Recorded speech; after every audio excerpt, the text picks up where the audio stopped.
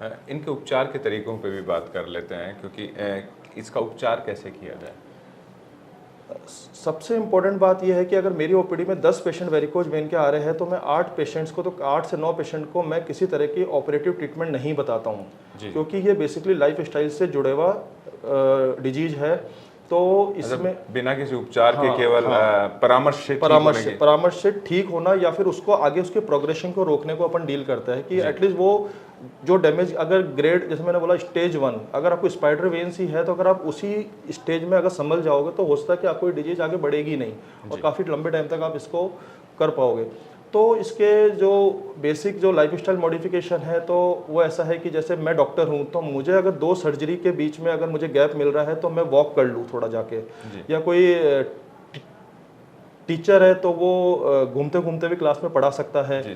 कोई और भी, तो मतलब लॉन्ग स्टैंडिंग सिंगल प्लेस पे नहीं रखने की कोशिश करनी है, अपने काम में गैप देना है। रात को जब सोते हो तो पैर को ऊपर रखना है। लॉन्ग स्टैंडिंग अगर हो रही है तो बीच में भी आप रेस्ट करके पैर को ऊपर देके आराम दे सकते हैं। और ज़्यादा दिक्कत हो रही है तो आप स्टॉकिंग्स यूज कर सकते हैं, जिसको मेडिकल स्टॉकिंग्स होती है, जिसमें प्रेशर होता है जो काफ के प्रेशर को बढ़ा के ब्लड के सर्कुलेशन को बनाता है, मेंटेन करता है। कुछ डाइटरी मॉडिफिकेशंस भी करते हैं, एक्सरसाइज, योगा, स्विमिंग्स, ये सब भी इसके लिए बहुत ही अच्छे उपाय है जिससे कि अपन इसके प्रोग्रेशन को रोक सकते हैं। एक बात और कि ये क्या जो इसमें डैमेज होता है, वॉल्व डैमेज, वो मैकेनिकल डैमेज है, तो इसको आप रोक ही सकते हो। इसको जो हो चुका है डैमेज उसको रिवर्स नहीं कर सकते। कई पेशेंट ऐसे होते हैं जो स्टेज 3, 4, 5 में आ रहे हैं और वो चाहते हैं कि अब मैं इसको मेडिकली मैनेज कर लूँ, तो जनरली वो नहीं होता है। वो बस ये है कि अपन उसके भी प्रोग्रेशन को रोक सकते हैं, लेकिन वो वहाँ तक तो हो गया है, वॉल्व डैमेज हो गया है तो हो गया है, तो उसको रोकने का कोई और उपाय नहीं है। बस इन तरीकों से अपन इसको लाइफस्टाइल मॉडिफिकेशन से अपन इसको मैनेज कर सकते हैं। अब आते हैं ऑपरेटिव ट्रीटमेंट पे कि क्या क्या इसके ऑपरेटिव ट्रीटमेंट होते हैं। पहले, आज से काफ़ी सालों पहले इसकी ओपन सर्जरी की जाती थी, कम से कम 7 से 8 चीरे लगते थे, वेन्स को बांधा जाता था, कुछ वेन्स को निकाला जाता था।